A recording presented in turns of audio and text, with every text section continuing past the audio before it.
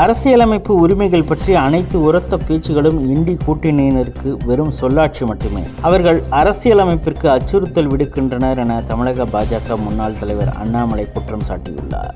நீதிபதிகளையும் நீதித்துறையும் மிரட்ட தகுதி நீக்க நடவடிக்கையை ஒரு கருவியாக திமுக மற்றும் இண்டி கூட்டணி பயன்படுத்துகிறது. நீதிபதி GR சுவாமிநாதன் தீர்ப்புக்கு எதிராக தமிழக அரசு சுப்ரீம் கோர்ட் சென்றுள்ள நிலையில் தகுதி நீக்க நோட்டீஸ் எதற்கு? சிறுபான்மையினரை திருப்திப்படுத்தும் அரசியலை தவிர வேறொன்றும் வெளிப்படுத்தவில்லை. அரசியலமைப்பு உரிமைகள் பற்றிய அனைத்து உரத்த பேச்சுகளும் இண்டி கூட்டணியினருக்கு வெறும் சொல்லாட்சி மட்டுமே. அரசியலமைப்பிற்கு அச்சுறுத்தல் விடுக்கின்றனர். எந்த ஒரு நீதிபதியின் தீர்ப்பையும் இண்டி கூட்டணி விரும்பவில்லை. நீதித்துறையை அடிபணிய செய்ய அச்சுறுத்தும் ஒரு கருவியாக பதவி நீக்க நடவடிக்கையை பயன்படுத்துவார்கள் என்பதை மக்களுக்கு சொல்கின்றனரா?